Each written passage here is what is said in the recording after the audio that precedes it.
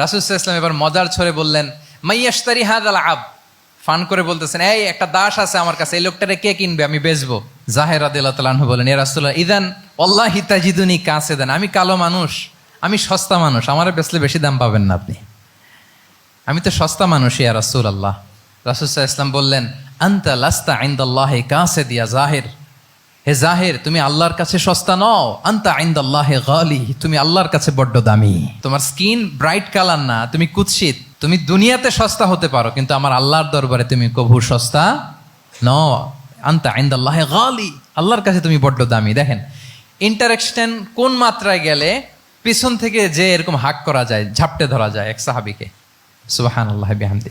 এরকম good interaction ছিল অনেক অনেক ভুরি ভুরি সিরাতের পরতে পরতে আপনারা পাবেন যে রাসূল সাল্লাল্লাহু আলাইহি ওয়াসাল্লামের সাথে সাহাবাদের ইন্টারাকশন কত চমৎকার ছিল। 6 নম্বরে হচ্ছে কারেজ, সাহসিকতা। নেতা হইতে হইলে সাহস লাগবে না? নেতারে বাঁচানোর জন্য কর্মীরা দৌড়াইতেছে সামনে, নেতা যদি ছোটে পেছনে, তাহলে হবে? তাহলে তো তাকে নেতা বলা যায় না, কি বলেন? নেতার তো হি শুড বি কারেজাস, তার সাহসী হইতে হবে, দুর্দান্ত সাহস থাকতে হবে তার। রাসূল সাল্লাল্লাহু আলাইহি ওয়াসাল্লামের এরকম দুর্দান্ত সাহস ছিল, অত্যন্ত সাহসিকতার অধিকারী তিনি ছিলেন। এবং এই লিডারশিপ ট্রেইটটা খুবই জরুরি, এটাকে বলে মাদার স্কিল। কারেজি যে মাদার স্কিল, এটাই সব। এই হিম্মত লাগবে। আর রাজুলু যু হিম্মা ইউহিল উম্মাহ, যার হিম্মত আছে সেই জাতিকে জাগাতে পারে, ঠিক কিনা? এই যে আমাদের কাছে তো উদাহরণ একেবারে হাতের কাছেই, এই যে 5 আগস্টে, এই যে জুলাই আপরাইজিং, যদি কারেজ না থাকতো আমাদের তরুণদের, আমাদের জেনজিদের, তাহলে এই পরিবর্তন কি আমরা দেখতে পেতাম? না। আমি গল্প শুনছিলাম যে এই চট্টগ্রাম বিশ্ববিদ্যালয় থেকে 2 জন শহীদ হয়েছে, আল্লাহ তাদের কবরগুলোকে তুমি জান্নাতে টুকরা বানিয়ে দাও। এই যে আমাদের তরুণরা তাজা রক্ত দিয়ে একটা চেঞ্জ এনেছে, পরিবর্তন, এটা তো কারেজ, তাদের সাহসিকতার বহিঃপ্রকাশ, ঠিক কিনা? এটা লাগবে। কেউ যদি লিড দিতে চায়, লিডার হতে চায়, তার এটা লাগবে, মাস্ট। রাসূল সাল্লাল্লাহু আলাইহি ওয়াসাল্লাম অত্যন্ত সাহসী ছিলেন। 2-1টা উদাহরণ আমরা সিরাত থেকে দেখি। একবার মদিনাতে রাত্রিবেলা বিকট একটা আওয়াজ হলো, বিকট এত আওয়াজ, সবাই ঘুম থেকে জেগে গেল। ঘুম থেকে জেগে সবাই হতভম্ব, কিরে এত আওয়াজ তো মদিনাতে কখনো শুনি না। ঘটনা কি? কেউ ঘোড়া নিয়ে, কেউ উট নিয়ে, কেউ খচ্চর নিয়ে, কেউ এমনি খালি পায়ে ছুটতে আরম্ভ করলো আওয়াজের দিকে, দেখি যাই কোথায় কি হলো। সবাই ছুটতে ছুটতে মাঝপথে যেয়ে দেখে রাসূল সাল্লাল্লাহু আলাইহি ওয়াসাল্লাম আওয়াজ কোথায় হয়েছে, কোত্থেকে হয়েছে দেখে ফিরে আসতেছে আর বলতেছে, লান তুরাউ লান তুরাউ, ডোন্ট ওয়ারি ডোন্ট ওয়ারি, আরে ভয় নাই ভয় নাই, দেখে আসছি আমি, আল্লাহু আকবার, ভয় নাই আমি দেখে আসছি, এভরিথিং ইজ ফাইন দেয়ার, সব ঠিক আছে, যাও ফিরো ফিরো মদিনায় ফিরো। সবাই ভয় পেয়ে ঘোড়া টোরা ওট হাঁকিয়ে ছুটতে আরম্ভ করছে। অনেক দূর যাওয়ার পরে দেখে রাসূল সাল্লাল্লাহু আলাইহি ওয়াসাল্লাম আবু তালহা রাদিয়াল্লাহু তাআলা আনহুর একটা খুবই ক্ষিপ্ত ঘোড়া নিয়ে উনি দেখে ভিজিট করে ফিরে আসতেছেন। সুবহানাল্লাহ। তাহলে বিপদ ঘটলে নেতা থাকতে হবে কই, সামনে না পেছনে? আমাদের নেতারা থাকে কই? নাকি পেছনেও খুঁজে পাওয়া যায় না? It's a big crisis. নেতা থাকবে কোথায়? Front liner. Leader should be front liner. উনি তো লিড দিবে, নেতৃত্ব দিবে। এখন উনারা যদি খুঁজে পাওয়া না যায় তাহলে থাকবে কিছু না। এই যে শিখতে হবে আমাদের, যেমনটা রাসূল সাল্লাল্লাহু আলাইহি ওয়াসাল্লাম করলেন। বিকট আওয়াজ, উনি আগে চলে গেছে, কাউকে না বলে দেখে ডেকে চলে আসতেছে। আল্লাহু আকবার। হুনাইনের যুদ্ধে এক পর্যায়ে মুসলমানরা পর্যদুস্ত হয়ে যাচ্ছিল, আপনারা অনেকে জানেন। To make the long story short, পুরো ঘটনাটা আমি আনবো না। সাহাবারা দিক বিদিক ছুটতে আরম্ভ করলো, পাহাড়ের উপর থেকে এমন প্রবল বেগে তীর ছোড়া হচ্ছিল, সাহাবারা টিকতে পারছিলেন না, কেউ এদিকে কেউ ওদিকে। রাসূল সাল্লাল্লাহু আলাইহি ওয়াসাল্লাম এই তীর তলোয়ারকে উপেক্ষা করে সামনে যেয়ে দাঁড়ালেন ঢালের মতো, আর বললেন, আনা নবিয়্যু লা কাযিব আনা ইবনু আব্দুল মুত্তালিব। এই সাহাবারা, আনা নবিয়্যু লা কাযিব, আমি সত্য নবী, আমার দিকে ফেরো, I'm the grandson of Abdul Muttalib, আমি দাঁড়িয়ে আছি, ফেরো। রাসূল সাল্লাল্লাহু আলাইহি ওয়াসাল্লামের যখন এই সাহসী স্টেটমেন্ট তারা পেলেন, আবার আল্লাহু আকবার ধ্বনি নিয়ে সাহাবারা সামনের দিকে এগিয়ে গেছেন। এই যে আগালেন, আর পিছু ফিরলেন না, হুনাইন জয় করেই ছাড়লেন। আল্লাহু আকবার। তাহলে ইতিহাসের পরতে পরতে, সিরাতের পরতে পরতে আমরা দেখবো যে রাসূল সাল্লাল্লাহু আলাইহি ওয়াসাল্লাম হি ওয়াজ এ হাইলি কারেজাস, অনেক সাহসী একজন ব্যক্তিত্ব ছিলেন, অত্যন্ত সাহসী পুরুষ ছিলেন। তাহলে নেতা হইতে হইলে তার কি লাগবে? সাহসিকতা লাগবে, তার তো লিড দিতে হবে ফ্রন্ট লাইন থেকে। এবং কাপুরুষতা, ভীরুতা, এটা থেকে রাসূল সাল্লাল্লাহু আলাইহি ওয়াসাল্লাম পানা চেয়েছেন। আল্লাহুম্মা ইন্নী আউযু বিকা মিনাল হাম্মি ওয়াল হাযান ওয়া আউযু বিকা মিনাল আজজি ওয়াল কাসাল ওয়া আউযু বিকা মিনাল জুবনি ওয়াল বুখল। জুবন মানে কি? ভীরুতা, কাপুরুষতা। হে আল্লাহ, আমি ভীরুতা থেকে, কাপুরুষতা থেকে পানাহা চাই। আমরা যেন কাপুরুষ না হই, আমরা যেন ভীরু না হই, আমরা যেন সত্যের বীর সেনানী হয়ে আবু সাঈদের মতো এরকম দুই হাত প্রসারিত করে দাঁড়াতে পারি, ঠিক কিনা? এই যে কারেজাস আবু সাইদ, হ্যাঁ, is the icon of courage of Bangladesh, কি বলেন? এই যে বুক টান টান করে যে হাত দুইটা প্রসারিত করে দাঁড়ালো, আল্লাহু আকবার, গোটা বিশ্ব এখন তাকে আইকনিক ফিগার হিসেবে মেনে নিস, কি বলেন? গোটা বিশ্ব তাকে চিনছে, তার জন্য দোয়া করছে। তাহলে courage it's an essential leadership trade, এটা লাগবে প্রিয় ভাইয়েরা। আল্লাহ তাআলা এই কারেজ, এই সৎ সাহস দিয়ে আমাদেরকে ধন্য করুক। 7 নম্বরে হচ্ছে কনফ্লিক্ট রিজলভিং এবিলিটি, বিরোধ নিষ্পত্তি করার মতো যোগ্যতা থাকতে হবে নেতার। অর্থাৎ নেতা হইতে হবে এমন যে বিরোধকে নিষ্পত্তি করে দিতে পারে, মিটমাট করে দিতে পারে, ঝগড়া লাগলে মিটায়ে দিতে পারে।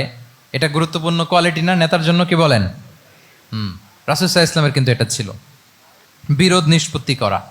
রাসূল সাল্লাল্লাহু আলাইহি ওয়াসাল্লাম মক্কা থেকে মদিনায় যে 1 ঘন্টায় বছরের পর বছর চলে আসা যুদ্ধ, they used to fight each other, Aus and Khazraj, 1 ঘন্টায় যুদ্ধ থামাই দিয়েছেন। আল্লাহু আকবার। He was a very good mediator and arbitrator. রাসূল সাল্লাল্লাহু আলাইহি ওয়াসাল্লাম অত্যন্ত ভালো মধ্যস্থতাকারী ছিলেন, ভালো মধ্যস্থতাকারী তিনি ছিলেন। তিনি থামিয়ে দিতে পারতেন, বিরোধকে থামাতে পারতেন। আপনারা জানেন যে মক্কায় একবার সম্ভবত অগ্নিকাণ্ডের কারণে কাবা ঘর জ্বলে গিয়েছিল, ধ্বংস হয়েছিল, কিছু অংশ নষ্ট হয়ে গিয়েছিল। কাবাকে রিনোভেট করা হয়েছিল, ফলে কাবার একটা কর্নারে যে ব্ল্যাক স্টোন কর্নার, রুকনুল হাজারিল আসওয়াদ, হাজরে আসওয়াদ পাথরকে সরিয়ে রাখা হয়েছিল। এখন কাবা যখন পুনর্নির্মাণ শেষ, ওই হাজরে আসওয়াদ পাথরকে আবার তার জায়গায় রাখা হবে। কিন্তু কে রাখবে? সবাই রাখতে চায়, সব দলের নেতারা বলে আমরা রাখবো। এক দলের নেতা বলে যে আমি রাখবো, এটা অনেক very prestigious and dignified issue, এই প্রেস্টিজ আমরা কাউকে নিতে দিব না। আরেক দলের নেতা বলে না, আমাদের পাওয়ার বেশি, আমরা রাখবো। আরেক দলের নেতা বলে যে না, এটা আমাদেরই। আরেকজন বলে রক্তের গঙ্গা বইয়ে দিব মক্কায়, কিন্তু এই সম্মান হাতছাড়া হতে দেব না। এখন জাতীয় 4 নেতা গেছে 4 দিকে, সমাধান তো নাই। পাথর কয়টা? পাথর তো মাত্র একটা। ইন দ্য মিন টাইম রাসূল সাল্লাল্লাহু আলাইহি ওয়াসাল্লাম আসলেন। রাসূল সাল্লাল্লাহু আলাইহি ওয়াসাল্লামকে দেখেই সবাই হ্যাপি, সবাই বলে যা আমিনুন রদিনা বি, এই তো আলামিন আসছে, ওই ফয়সালা করবে। আল্লাহ রাসূল সাল্লাল্লাহু আলাইহি ওয়াসাল্লাম বললেন কি হয়েছে? এই ঘটনা।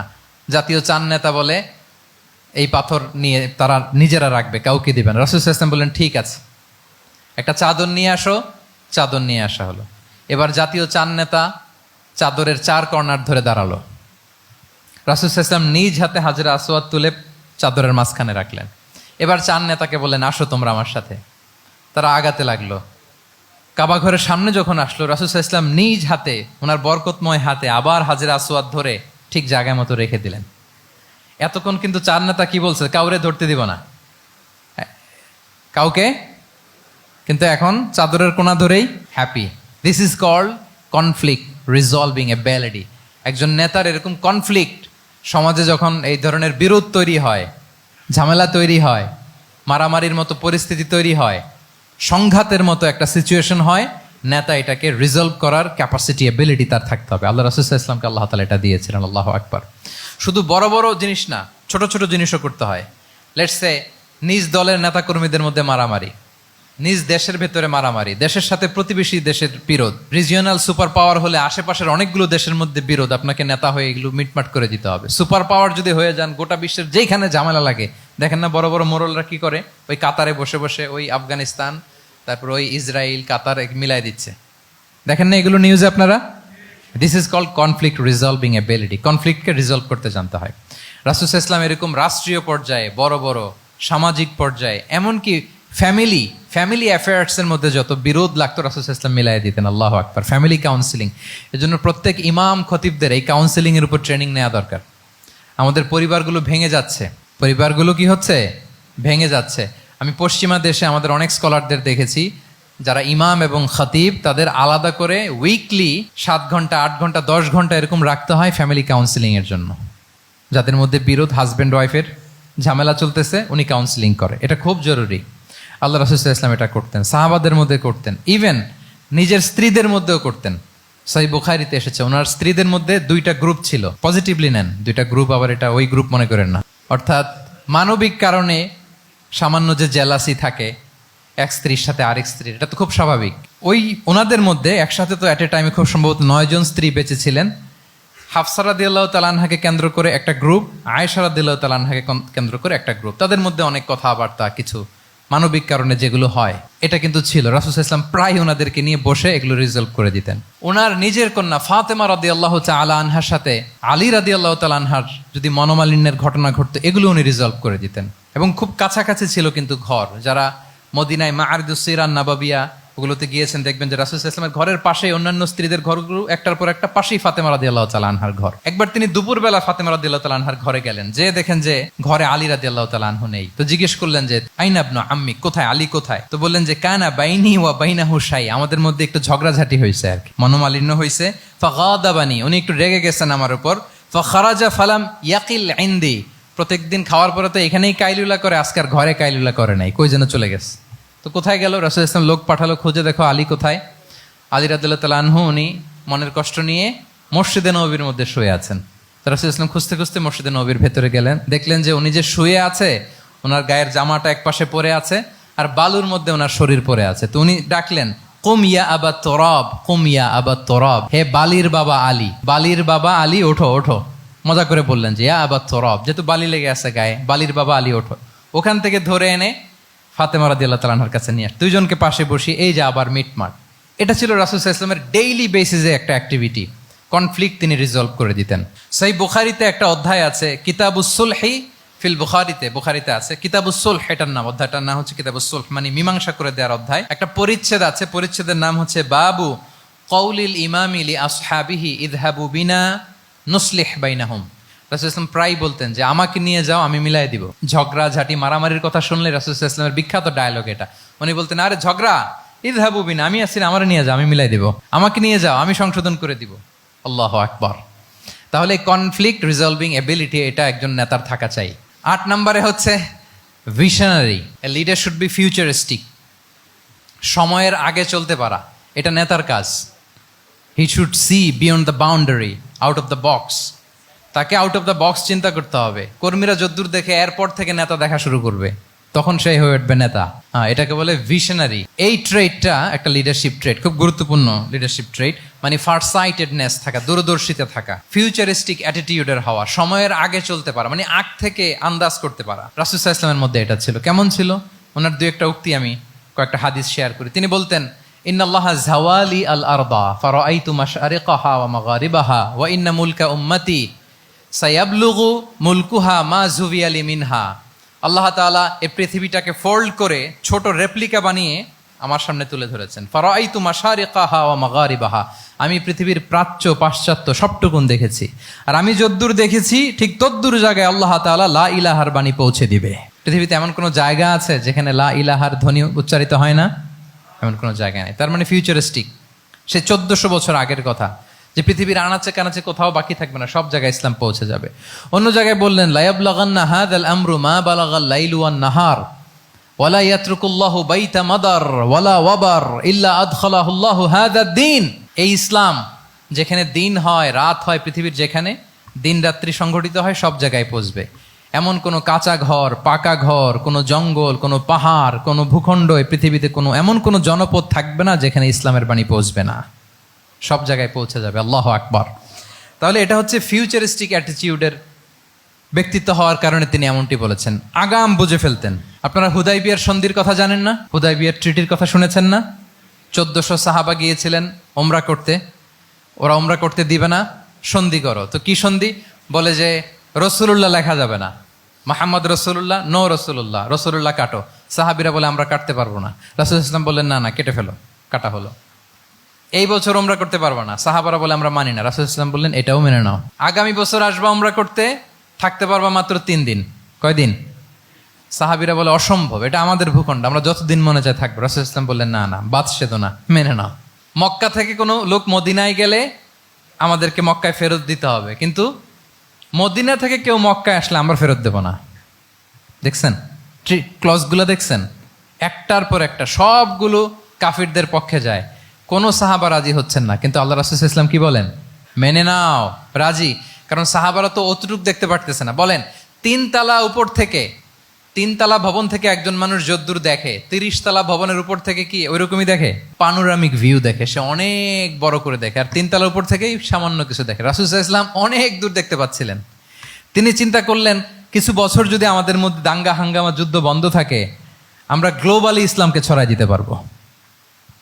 শান্তভাবে মদিনাতে একটা স্ট্রং ইসলামিক কমিউনিটি আমরা তৈরি করতে পারবো। আল্লাহু আকবার। এবং তিনি দেখতে পাচ্ছিলেন ইন্না ফাতাহনা লাকা ফাতহাম মুবিনা, এই হুদাইবিয়ার এই চুক্তি যেটা আদতে অ্যাপারেন্টলি মনে হচ্ছে সব আমাদের বিপক্ষে যায়, আসলে এইটাই আমাদেরকে ভূমি ধস জয় এনে দিবে। আল্লাহু আকবার। এবং সেটাই হয়েছে। 9 নাম্বার হচ্ছে রেজিলিয়েন্স। এটা একটা চমৎকার লিডারশিপ ট্রেট। রেজিলিয়েন্স মানে সংকট কাটিয়ে ঘুরে দাঁড়াবার সামর্থ্য, মানে যাকে কেউ থামাতে পারে না। আনস্টপেবল, আনস্টপেবল, কোনো কিছু তাকে থামাতে পারে না। লেগে থাকার মানসিকতা, টিকে থাকার মানসিকতা, সহজে হার না মানা, আবার ঘুরে দাঁড়ানো, এটার বলে রেজিলিয়েন্স। এই ক্যাপাসিটি, এই কোয়ালিটি রাসূল সাল্লাল্লাহু আলাইহি ওয়াসাল্লামের মধ্যে ছিল। হি ওয়াজ আনস্টপেবল, হ্যাভিং আনবিলিভেবল সাবর। কোনো কিছু রাসূল সাল্লাল্লাহু আলাইহি ওয়াসাল্লামকে থামাতে পারে নাই। পেরেছে? বলেন, পেরেছে কেউ থামাতে? ছোটবেলা থেকে স্ট্রাগল করে একটার পর একটা স্ট্রাগল ফেস করে বড় হয়েছেন। জন্মের আগেই তো ওনার পিতাকে আল্লাহ তাআলা উঠিয়ে নিলেন। তার মানে বাবাকে নিজ চোখে এই দুনিয়াতে আমাদের প্রিয় নবীজি দেখে যান নাই। আল্লাহ রাসূল সাল্লাল্লাহু আলাইহি ওয়াসাল্লাম ওনার বাবাকে, পিতাকে দেখছেন? দেখেন নাই। ওনাদের আমেনা এবং আব্দুল্লাহ, ওনাদের সংসার ছিল মাত্র সপ্তাহখানেক, 1 সপ্তাহ সংসার। এই সপ্তাহখানেকের সংসারেই আল্লাহ তাআলা রাসূল সাল্লাল্লাহু আলাইহি ওয়াসাল্লামকে ওনার মায়ের পেটে পাঠিয়েছেন। আব্দুল্লাহ চলে গেলেন ব্যবসায়, ফিরে আসার পথে ওখানেই মারা গেলেন, ইয়াসরিবে। তার মানে জন্মের আগেই বাবাকে হারালেন, ইয়াতিম হয়ে দুনিয়াতে আসলেন। এরপরে মাকে হারালেন, এরপরে দাদাকে হারালেন, এরপরে চাচাকে হারালেন। Physically, mentally torture, emotionally traumatise করার যত ধরন আছে কাফিররা করেছে, কোনো কিছু রাসূল সাল্লাল্লাহু আলাইহি ওয়াসাল্লামকে থামাতে পেরেছে? ওনার লাইফ থ্রেট ছিল। হিজরতের রাতে তো আল্লাহ তাআলা বললেন আজই যেতে হবে, না হলে হত্যার ষড়যন্ত্র হচ্ছে, ব্ল্যাক ম্যাজিক করা হয়েছে। রাসূল সাল্লাল্লাহু আলাইহি ওয়াসাল্লাম খাসির মাংস, খাসির যে বাজুর মাংস, এটা পছন্দ করতেন। খাইবারে এক ইহুদি নারী এই খাসির মাংসের মধ্যে বিষ মিশিয়ে, পয়জন দিয়ে রাসূল সাল্লাল্লাহু আলাইহি ওয়াসাল্লামকে খাইয়েছিল হত্যার জন্য, একটার পর একটা। বলেন, রাসূল সাল্লাল্লাহু আলাইহি ওয়াসাল্লামের মিশন থেকে এক চুল পরিমাণ ওনাকে পেছনে নেওয়া গিয়েছে? He was unstoppable. This is called resilience. একজন নেতার মধ্যে এই রেজিলিয়েন্ট মানসিকতা থাকতে হবে যে আমাকে কেউ থামাইতে পারবে না, আমরা আমাদের মঞ্জিলে মকসুদে যাবই, এই মেন্টালিটির হইতে হবে। এটা হচ্ছে একটা লিডারশিপ ট্রেট, রেজিলিয়েন্ট। 10 নম্বরে হচ্ছে স্ট্র্যাটেজিক লিডারশিপ। নেতার কৌশলী হতে হয়। তার যেই লক্ষ্য, মিশন, ভিশন, এটা সে সুকৌশলে আদায় করে নিবে। শুধু স্ট্র্যাটেজি নিয়ে, রাসূল সাল্লাল্লাহু আলাইহি ওয়াসাল্লামের স্ট্র্যাটেজি নিয়ে সুদীর্ঘ আলোচনা হতে পারে। আমি 2-1টা স্ট্র্যাটেজির কথা বলি, 2-1টা ওয়ার স্ট্র্যাটেজি। যুদ্ধের ময়দানে উনি কি স্ট্র্যাটেজি অবলম্বন করতেন দেখেন। উনি যুদ্ধের ডিস্ট্রাকশনকে, ক্যাজুয়ালিটি মিনিমাইজ করবার জন্য ওনার নির্দেশনা থাকতো, খবরদার কোনো নারীর গায়ে হাত তুলো না যুদ্ধের ময়দানে, শিশুর গায়ে হাত তুলো না, কোনো পাদ্রীর গায়ে হাত তুলো না, উপাসনারত যে সন্ন্যাসীরা আছে তাদের গায়ে হাত তুলো না, ওই এলাকার গবাদি পশুগুলোকে মেরো না, গাছপালা ধ্বংস করো না, যারা তোমাদের বিরুদ্ধে তলোয়ার ধরেনি তাদেরকে অ্যাটাক করো না। আল্লাহু আকবার, হোয়াট এ স্ট্র্যাটেজি! এবং যুদ্ধ চলাকালীন সময়ে সব সৈনিককে উনি এক জায়গায় মোতায়েন করতেন না, 5 ভাগে ভাগ করে নিতেন। ডান পাশে মাইমানা, বাম পাশে মাইসারা, সামনে হচ্ছে মুকাদ্দিমাতুল জাইশ, মাঝখানে কালব, পেছনে খালফ। এইভাবে 5টা ব্যাটালিয়নে ভাগ করে তারপরে তিনি যুদ্ধ পরিচালনা করতেন। What a war strategy! বদরের যুদ্ধে যখন পৌঁছলেন মদিনা থেকে 130 কিলোমিটার দূরে, দূরে আফসা দেখা যায়, মরিচিকার মধ্যে দেখা যায় ওই যে মুশরিকরা ওখানে আসছে, কিন্তু তারা কতজন এটা তো বোঝা যায় না। তো কিছু ছেলে এই মরুভূমিতে থাকে, ওদেরকে পানি সরবরাহ করে। এদেরকে রাসূল সাল্লাল্লাহু আলাইহি ওয়াসাল্লাম জিজ্ঞেস করলেন যে কুরাইশরা যে আসছে তারা সংখ্যায় কত? এটা না জানলে তো উনি ওনার ওয়ার স্ট্র্যাটেজি ঠিক করতে পারবেন না, যুদ্ধের কৌশল। তো এরা বলে নাহনু লা নাদরি, আমরা জানি না কত। এখন এটা কিভাবে তিনি বের করবেন? সংখ্যায় তারা কত এটা তো আমাকে ফাইন্ড আউট করতে হবে। রাসূল সাল্লাল্লাহু আলাইহি ওয়াসাল্লাম বলেন যে ওরা কি খায়? বলে যে প্রতিদিন ওট জবাই করে খায়। তো রাসূল সাল্লাল্লাহু আলাইহি ওয়াসাল্লাম বলেন যে প্রতিদিন কয়টা ওট লাগে? বলে যে ইয়াউমান তিসআন ওই ইয়াউমান আশরান। 2 দিন হয়েছে আসছে, তো প্রথম দিন দেখলাম 9টা জবাই করছে, আজকে দেখছি 10টা জবাই করছে। রাসূল সাল্লাল্লাহু আলাইহি ওয়াসাল্লাম বললেন ইদান আল কওমু মা বাইনা আত-তিসআমিয়া ওয়াল আলফ। তাহলে ওরা 900 থেকে 1000-এর মধ্যে। সুবহানাল্লাহ। এবার বলেন বদরের যুদ্ধে কুরাইশদের সংখ্যা ছিল কত? আল্লাহু আকবার, হোয়াট এ ওয়ার স্ট্র্যাটেজি! নমুনা দেখে বুঝে ফেলছেন কতজন তারা। এইভাবে রাসূল সাল্লাল্লাহু আলাইহি ওয়াসাল্লাম ওনার স্ট্র্যাটেজি নির্ধারণ করতেন। লোকেশন শেয়ার করতেন না। সুবহানাল্লাহ। কোথায় যাবেন বলতেন না, চলো চলো বলে ছুটতেছেন। কোথায় যাবেন উনি জানেন। অ্যাটাক করবেন এই দিকে, ডান দিকে। অ্যাটাক করবেন কোন দিকে? কিন্তু মদিনা থেকে বের হতেন বাম দিক দিয়ে। অ্যাটাক করবেন উত্তরে, মদিনা থেকে বের হতেন কোন দিক দিয়ে? দক্ষিণ দিক দিয়ে। যে রাতে হিজরত করবেন, মদিনা উত্তর দিকে, উনি দক্ষিণ দিকে চলে গেছেন গারে সাউরে 3 দিন থেকে আগে, ওরা যাতে বুঝতে না পারে। সুবহানাল্লাহ। এটা ছিল রাসূল সাল্লাল্লাহু আলাইহি ওয়াসাল্লামের ওয়ার স্ট্র্যাটেজি। এবং সবাই যেই পথে মক্কা থেকে মদিনা যায়, উনি কিন্তু ওই পথে যাননি। ক্যারাভেনগুলো, কাফেলাগুলো যেই পথে মক্কা থেকে মদিনায় ইউজুয়াল রুট যেটা, যাননি। সাওয়াহেলি পথে, সাগরের পাশ দিয়ে স্পেশাল একজন গাইড ভাড়া করে তিনি গিয়েছেন। আল্লাহু আকবার। This is call strategy. তাহলে স্ট্র্যাটেজিক লিডারশিপ লাগবে। একজন নেতার স্ট্র্যাটেজিক প্ল্যানিং ঠিক করা লাগবে। এটা তাকে সামনের দিকে আগাতে অনেক সহায়তা করবে। 11 নম্বর, প্র্যাকটিক্যাল উইজডম, অর্থাৎ প্রজ্ঞা থাকতে হবে। একজন নেতা যে ডিসিশনগুলো সে মেক করবে, এটা প্রজ্ঞায় সুসজ্জিত হইতে হবে। আল্লাহ রাসূল সাল্লাল্লাহু আলাইহি ওয়াসাল্লামের যতগুলো সিদ্ধান্ত ছিল, কাজ ছিল, কোনোটাই প্রজ্ঞা থেকে খালি ছিল না, সবগুলো ছিল প্রজ্ঞায় সমৃদ্ধ। ভুরি ভুরি উদাহরণ হাজির করা যেতে পারে। আমি 2টা উদাহরণ দিই। মাক্কি জীবনের একটা উদাহরণ দিই। রাসূল সাল্লাল্লাহু আলাইহি ওয়াসাল্লাম মক্কাতে নবুয়তের 5ম বৎসরে যখন নও-মুসলিম সাহাবাদের উপর অত্যাচারের মাত্রা মারাত্মক বেড়ে গেল, রাসূল সাল্লাল্লাহু আলাইহি ওয়াসাল্লাম সাহাবাদেরকে হিজরতে পাঠালেন। বলেন তো কোথায় পাঠিয়েছিলেন? সবাই বলুন। আবিসিনিয়াতে, বর্তমান ইথিওপিয়া, ইরিত্রিয়া, ওই এরিয়াতে, আবিসিনিয়াতে তিনি পাঠালেন। বললেন যে দেয়ার ওয়াজ এ জাস্ট কিং আসহামা নেগাস। বললেন যে ওখানে আবিসিনিয়াতে যাও, ওখানে আসহামা নামে নাজ্জাশী একজন বাদশাহ আছে, খুব ভালো। তাদেরকে পাঠালেন নবুয়তের 5ম বৎসরে। যেতে লাগলো, এক এক সময় এক এক সাহাবী যায়, যে ওখানে বড় একটা বেস তৈরি হলো, মুসলিম কমিউনিটি তৈরি হলো। এরপর 13 বছর পরে মাক্কি জিন্দেগির 13 বছর শেষ করে নবুয়তে রাসূল ইসলাম কোথায় চলে গেলেন? মদিনায়। মদিনায় যে রাসূল ইসলাম একটা ইসলামী স্টেট তিনি প্রতিষ্ঠা করলেন। 1ম হিজরি যায়, 2য় হিজরি যায়, একটার পর একটা যুদ্ধ যায়, মুসলিম কমিউনিটি বাড়ে, কমপ্লিট ইসলামিক স্টেট হয়ে যায়। কিন্তু ওই আবিসিনিয়া থেকে ওই গ্রুপ আর ফিরে না। নবুয়তের 5ম বৎসরে যে গ্রুপকে রাসূল সাল্লাল্লাহু আলাইহি ওয়াসাল্লাম জাফর ইবনে আবু তালেবের নেতৃত্বে আবিসিনিয়ায় পাঠিয়েছিলেন, তারা মদিনায় কোন হিজরিতে আসছে জানেন? এইটা যদি কেউ উত্তর দিতে পারে তাহলে বুঝবো he is very genius in সিরাত। 9ম, 7ম। মাশাআল্লাহ। কয়জন বলছে? এটা জানতেন কে কে? হাত তোলেন। মাশাআল্লাহ, অনেক জিনিয়াস আছে তো এখানে।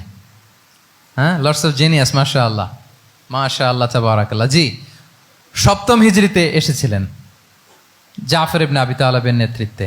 এখানে হিকমা, রাসূল সাল্লাল্লাহু আলাইহি ওয়াসাল্লামের উইজডমের ব্যাপারটা হচ্ছে, রাসূল সাল্লাল্লাহু আলাইহি ওয়াসাল্লাম আছেন মদিনাতে, একের পর এক কোরআনের আয়াত নাজিল হচ্ছে, আহকামগুলো সাহাবারা প্র্যাকটিস করতেছে, মসজিদে নববী হলো, ইসলামিক স্টেট হলো, বদরের যুদ্ধ হলো, উহুদ হলো, খন্দক হয়ে গেল, সব হয়ে যায়। কিন্তু ওনারা ফিরেন না কেন? ওনারা ফিরলেন সেই 7ম হিজরিতে খায়বার বিজয়ের পরে। এবং যেদিন জাফর ইবনে আবি তালেব আবিসিনিয়া থেকে সবাইকে নিয়ে ফিরলেন, রাসূল ইসলাম এত খুশি হলেন, উনি বললেন বি আইয়িহিমা আনা লা আদরি বি আইয়িহিমা আনা আফরাহ বি ফাতহি খাইবার আও বি কুদুমি জাফর। আজকে কোনটাতে আমি বেশি হ্যাপি আমি জানি না, আমার ভাই জাফরকে পেয়ে নাকি খাইবার বিজয়ের কারণ। আমি কনফিউশনে পড়ে গেছি যে এইটাতে বেশি খুশি হইলাম নাকি ওইটাতে।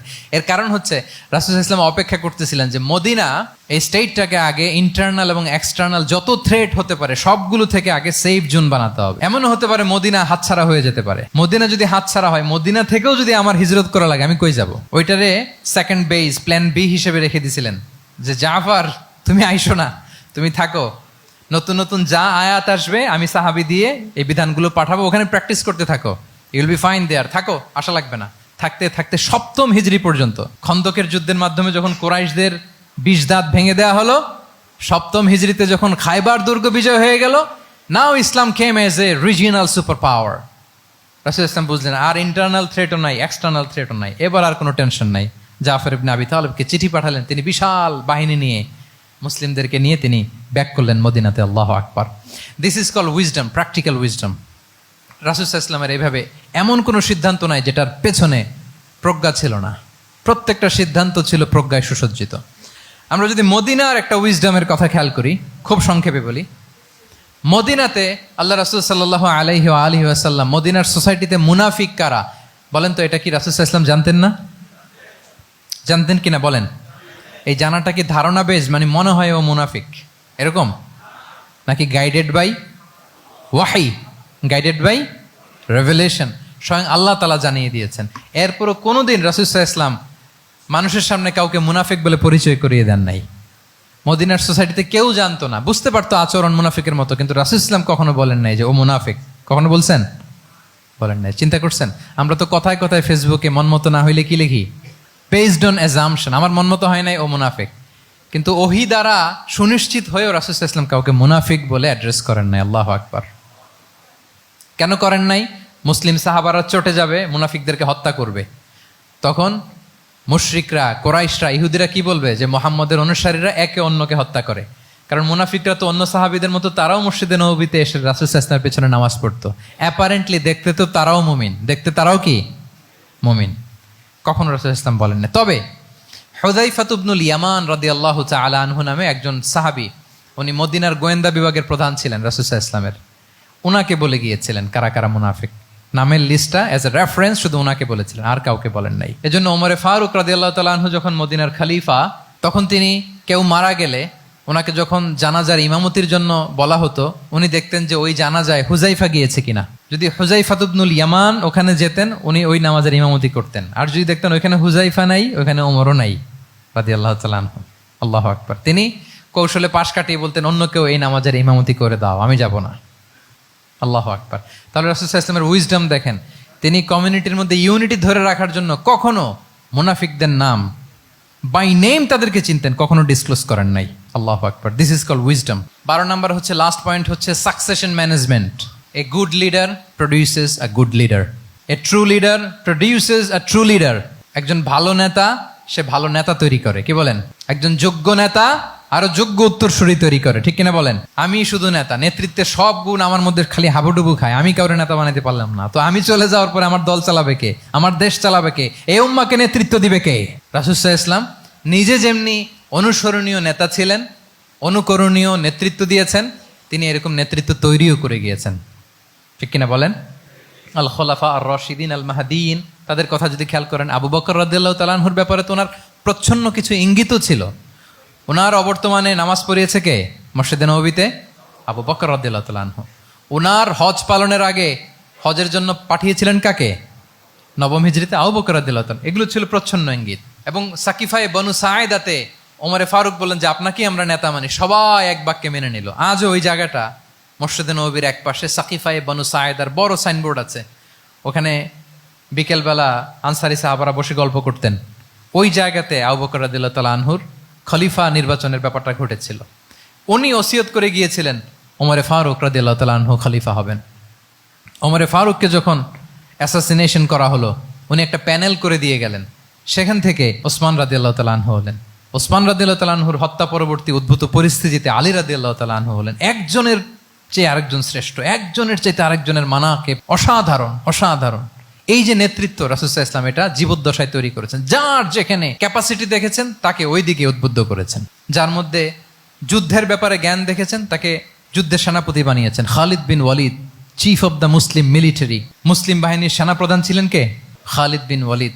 ওনার দিয়ে কখনো কবিতা লিখতে পাঠাইছেন রাসূল সাল্লাল্লাহু আলাইহি ওয়াসাল্লাম, কিন্তু হাসান বিন সাবিতকে দিয়ে কি করছেন? শুধু কি কবিতা লেখানো?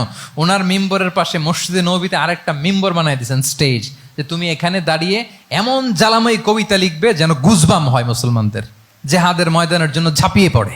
তাহলে খালিদ বিন ওয়ালিদকে দিয়ে এক কাজ করিয়েছেন, হাসান বিন সাবিতকে দিয়ে আরেক কাজ করিয়েছেন। মুআয ইবনে জাবাল রাদিয়াল্লাহু তাআলা আনহু প্রশাসনিক কার্যক্রম ভালো বুঝতেন। মদিনা রাষ্ট্রের সবচাইতে বড় সিনিয়র আমলা ছিলেন মুআয ইবনে জাবাল, ইয়ামানের গভর্নর করে পাঠিয়েছেন। ওনার এটাতে যোগ্যতা ছিল। যার যেখানে তিনি প্রতিভা দেখেছেন ইসলামের কল্যাণে, রাসূল সাল্লাল্লাহু আলাইহি ওয়াসাল্লাম ওই প্রতিভাগুলোকে কাজে লাগিয়েছেন। এইভাবে ওনার সাকসেশন ম্যানেজমেন্টকে উনি গড়ে তুলেছেন। ফলে ওনার পরবর্তীতে বছরের পর বছর ইসলামী নেতৃত্বের হাল ধরতে মুসলিম উম্মার বেগ পেতে হয় নাই, ঠিক কিনা বলেন? তাহলে এ good leader, a true leader produces A good leader. একজন সফল নেতা সে এরকম আরো আরো অনেক সফল নেতৃত্ব তৈরি করে যায়, তাহলেই তার নেতৃত্ব সামনের দিকে আগাতে থাকে। 12টা জিজ্ঞেস করলে বলা যাবে? হ্যাঁ, নোট করে রাখছেন বোধহয় না? খুব খুশি হয়েছে আমি, মাশাআল্লাহ। শ্রোতা যদি ভালো হয়, শ্রোতা যদি দেখি যে না আমার সাথে সাথে মাথা নাড়ায়, রেসপন্স করে, উত্তর দেয়, তখন কথা বলতেও ভালো লাগে। মানে এত গরমের মধ্যে, এত কষ্টে, অল আর সোয়েটিং, বাট এত মনোযোগের সাথে আপনারা শুনেছেন। আল্লাহ তাআলা আপনাদেরকে কবুল করুক। যুগোপযোগী নেতৃত্ব তৈরি করবার জন্য রাসূল সাল্লাল্লাহু আলাইহি ওয়াসাল্লামের এই যে লিডারশিপ ট্রেট, লিডারশিপ ফিচার্স, লিডারশিপ কোয়ালিটি, ওনার যে নেতৃত্বের ধরন আমরা জানলাম, এগুলো থেকে আমাদের অনেক শেখার আছে, অনেক নেয়ার আছে। আমরা চাইবো আমাদের আগামী নেতৃত্ব আল্লাহ রাসূল সাল্লাল্লাহু আলাইহি ওয়াসাল্লামের লিডারশিপ ট্রেট থেকে উপকৃত হবে। তারা এগুলো স্টাডি করবে, এখান থেকে তারা তাদের নিজেদের নেতৃত্বকে সাজাবে। আল্লাহ তাআলা আমাদের সবাইকে কথাগুলো বোঝা আর আমল করার তৌফিক দান করুক।